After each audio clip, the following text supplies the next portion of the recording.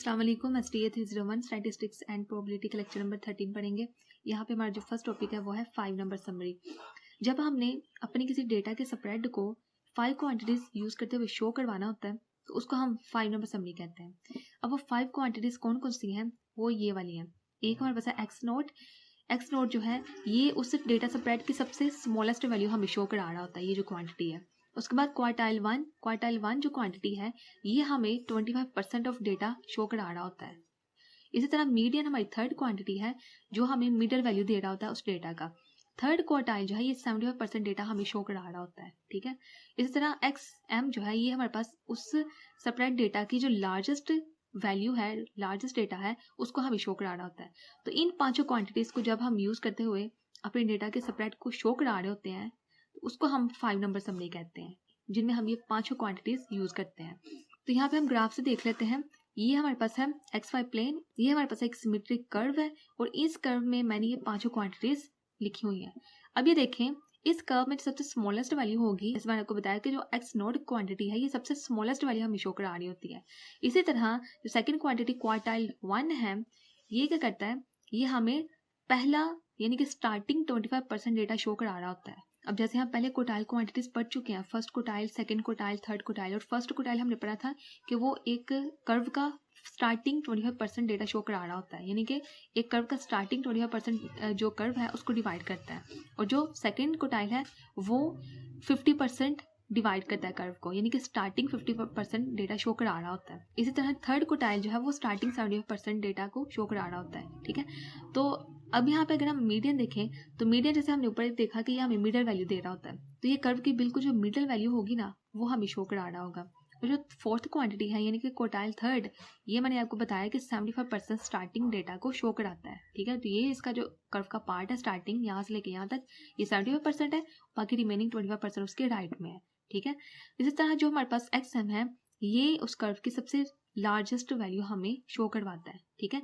तो इस तरह एक जो हमारे पास कर्व होती है या हमारा जो एक डेटा स्प्रेड होता है उस कर्व में उस डेटा को हम शो करा रहे होते हैं इन पांचों क्वांटिटीज को यूज करते हुए, जिसको हम 5 नंबर समरी कहते हैं, ठीक है।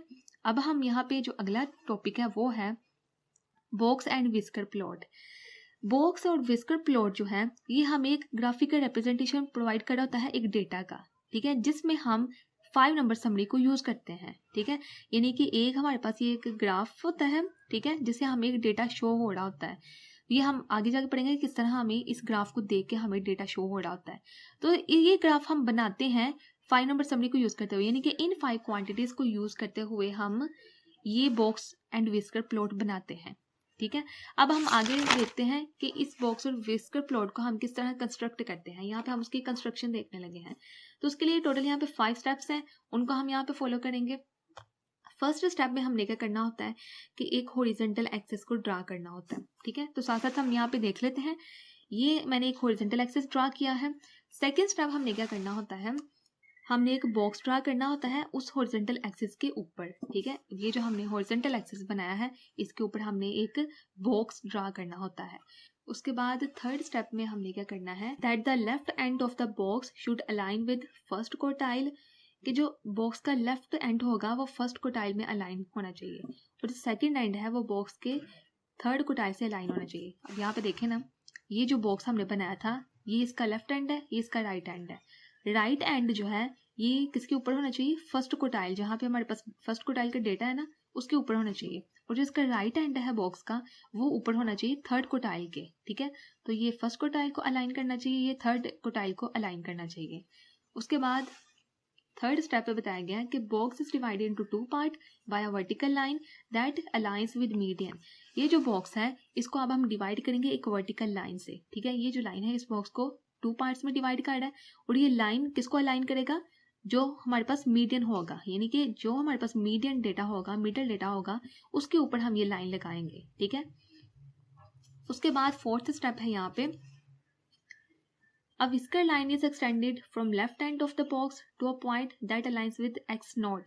अब हमारे पास ये जो लाइंस होती है ना इनको हम विस्कर लाइंस कहते हैं, और जो बॉक्स की लेफ्ट विस्कर लाइन होगी ना वो कहाँ तक एक्सटेंड होगी, जहाँ तक हमारे पास सबसे मिनिमम वैल्यू है, जहाँ पे हमारे पास X नोट की वैल्यू है, ठीक है। और जो हमारे पास राइट विस्कर लाइन होगी वो कहाँ तक एक्सटेंड होगी, जहाँ पे हमारा मैक्सिमम डेटा है, जहाँ पे XM की वैल्यू है। तो ये तो हमने देख लिया कि बॉक्स एंड विस्कर को किस तरह कंस्ट्रक्ट करना है। अब ये जो डायग्राम है बॉक्स एंड विस्कर, हम ये बनाते क्यों है? इसको बनाने का ये मकसद है कि हमें डायरेक्ट पता चल जाता है उन 5 क्वांटिटीज़ का कि कहाँ कहाँ वो क्वांटिटीज़ है हमारे डेटा में, ठीक है। वो हमें डेटा शो करा रही होती हैं ग्राफिकली, इस ग्राफ को यूज़ करते हुए।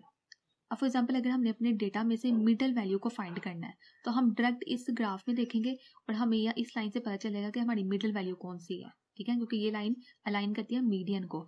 इसी तरह अगर हमने फर्स्ट क्वार्टाइल का डेटा देखना है तो हम इस बॉक्स के लेफ्ट एंड को देखेंगे, ठीक है। इस राइट एंड से हमें क्वार्टाइल थर्ड की वैल्यू मिल जाएगी। इसी तरह जो हमारे पास विस्कर्स हैं ये हमें बता रहे होते हैं कि हमारी मिनिमम वैल्यू कौन सी है और हमारे पास मैक्सिमम वैल्यू कौन सी है। अब हम एक एग्जाम्पल देखेंगे और वहाँ पे हम बॉक्स एंड विस्कर डायग्राम को यूज़ करेंगे। तो एग्जाम्पल है, यहाँ पे हमारे पास 30 मशीन्स हैं, उनके आवर्स यहाँ पे बताए गए हैं। 30 मशीन्स के आवर्स का यहाँ पे हमारे पास डेटा है और हमें इन वैल्यूज़ में से उन 5 क्वांटिटीज़ की वैल्यूज़ को फाइंड करना है। तो वैल्यूज़ हम फाइंड करेंगे। सबसे पहले तो हमारे पास एक्स नोट की वैल्यू में हमारे पास क्या आएगा, सबसे स्मॉलेस्ट वैल्यू आएगी।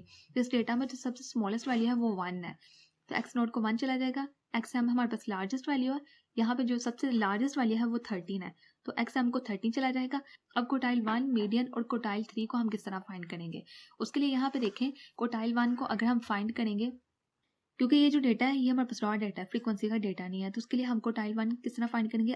अगर हम अपनी टोटल वैल्यू में +1 करें और डिवाइड 4 से करें तो इस तरह हमारे पास क्वार्टाइल की वैल्यूज आ जाएंगी। और डिवाइड 4 से क्यों करेंगे, क्योंकि हमें पता है कि जो हमने क्वार्टाइल क्वांटिटीज पढ़ी थी, क्वार्टाइल 1 और 2 और 3, ये तीनों क्वांटिटीज एक कर्व को यानी कि एक डेटा को 4 इक्वल पार्ट्स में डिस्ट्रीब्यूट करती हैं, तो इसलिए हम यहाँ पे नीचे 4 लिखते हैं। अगर हमने सेकंड क्वार्टाइल फाइंड करना है तो हमारे पास n के साथ 2 आ जाएगा, 2 मल्टीप्लाई होगा। थर्ड क्वार्टाइल फाइंड करना है तो n के साथ हमारे पास 3 आ जाएगा। टोटल नंबर ऑफ वैल्यूज़ हैं उनके साथ हम 1 ऐड करेंगे, फिर ऐड करने के बाद हम 3 से मल्टीप्लाई करेंगे क्योंकि हम थर्ड क्वार्टाइल को फाइंड कर रहे हैं, और फिर हम डिवाइड करेंगे 4 से, तो इस तरह हमारे पास आ जाएगा 23.25, ठीक है ना।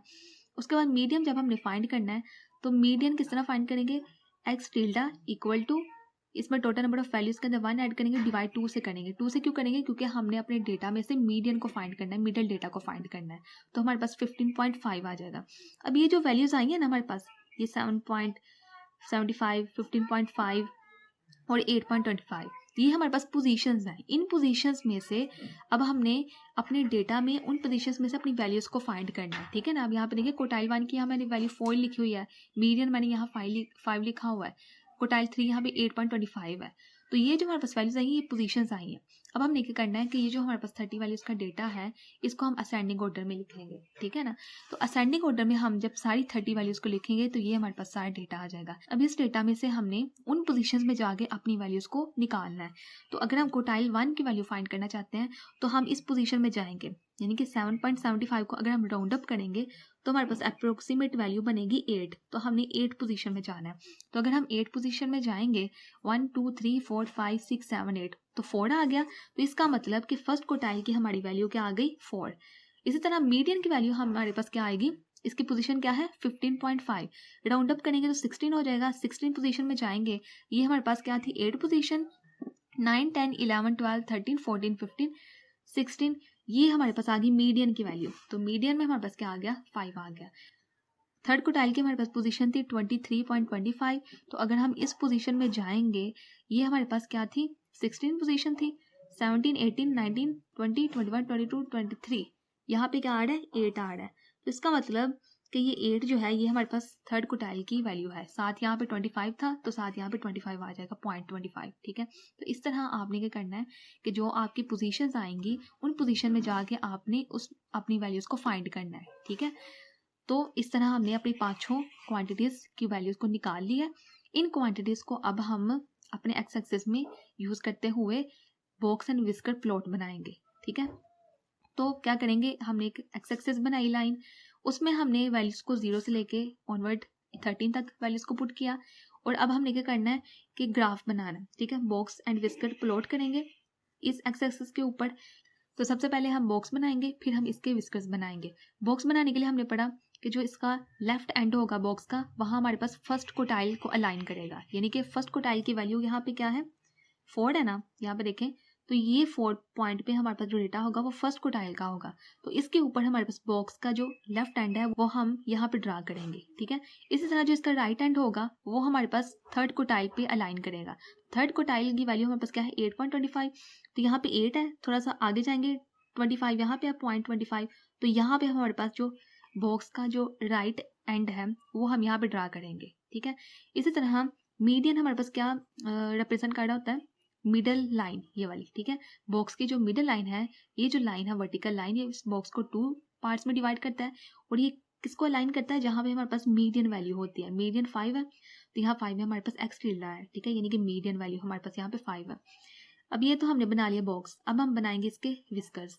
विस्कर्स किस तरह बनाएंगे, हमने पढ़ा कि जो इसका लेफ्ट विस्कर है वो कहाँ तक एक्सटेंड करेगा, जहाँ पे हमारे पास सबसे मिनिमम वैल्यू है एक्स नोट की वैल्यू। एक्स नोट हमारे पास 1 है, तो 1 पे हमारे पास क्या है सबसे मिनिमम वैल्यू, तो इसका जो लेफ्ट विस्कर है वो यहाँ तक एक्सटेंड करेगा जहाँ पे हमारे पास सबसे मिनिमम वैल्यू यानी कि 1 है।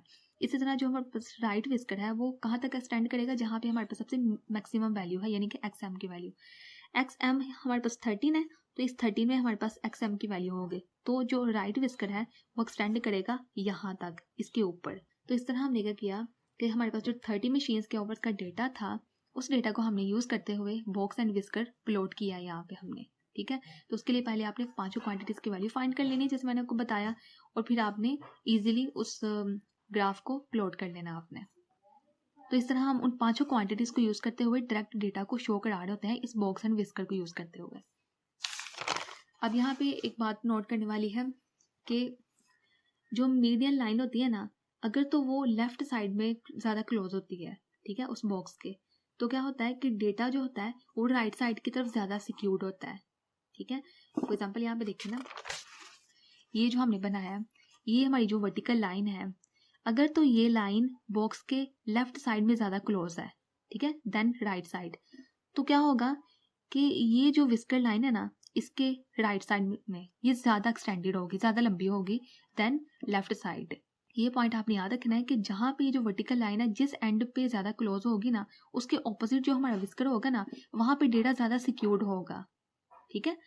तो अगर तो ये लाइन वर्टिकल लाइन यहाँ पे राइट की तरफ ज़्यादा क्लोज होती तो हमारे पास जो लेफ्ट विस्कर थी वो ज़्यादा एक्सटेंड होनी थी देन राइट विस्कर, ठीक है। तो ये पॉइंट आपने अच्छे से याद रखना है। तो यही यहाँ पे बताया गया। अब इस एग्जाम्पल के एंड पे हम क्या करेंगे कि 5 नंबर समरी का एक टेबल बना लेंगे। जो 5 क्वांटिटीज हमने फाइंड किया जिनकी वैल्यूज हम उनको एक टेबल में लिख लेंगे, यानी कि एक्स नोट की वैल्यू हमारे पास 1 आई थी, क्वार्टाइल की वैल्यू क्वार्टाइल 1 की वैल्यू 4, मीडियन की वैल्यू 5, इस तरह क्वार्टाइल 3 की वैल्यू 8.25, इस तरह एक्स एम की वैल्यू हमारे पास 13 आई थी, ठीक है। यानी कि उन 5 क्वांटिटीज का हमने 5 नंबर समरी अब यहाँ पे बना लिया। लास्ट पे एक बात नोट करने वाली है, it is obvious that this box and whisker plot of 30 machines is positively secured. इसका मतलब क्या है, अब हम पहले पढ़ चुके हैं पॉजिटिवली सिक्योर्ड डेटा कौन सा होता है और नेगेटिवली सिक्योर्ड डेटा कौन सा होता है। अब अगर हमारे पास राइट विस्कर की लेंथ ज़्यादा होगी ना, ज़्यादा एक्सटेंड होगा देन लेफ्ट विस्कर, तो इसका मतलब है कि ये हमारे पास डेटा जो है ये पॉजिटिवली सिक्योर्ड है। तो बिल्कुल उसके ऑपोजिट अगर हमारे पास यहाँ पे लेफ्ट साइड में जो विस्कर है इसकी लेंथ ज़्यादा एक्सटेंडेड है देन राइट विस्कर, तो ये हमारे पास क्या होगा कि डेटा नेगेटिवली सिक्योर्ड है। तो इस बॉक्स एंड विस्कर से हमें क्या पता चला है कि हमारा जो ओवरऑल डेटा है वो पॉजिटिवली सिक्योर्ड है, ठीक है। तो यही तक था आज का हमारा lecture. For more videos subscribe to my channel. Thank you.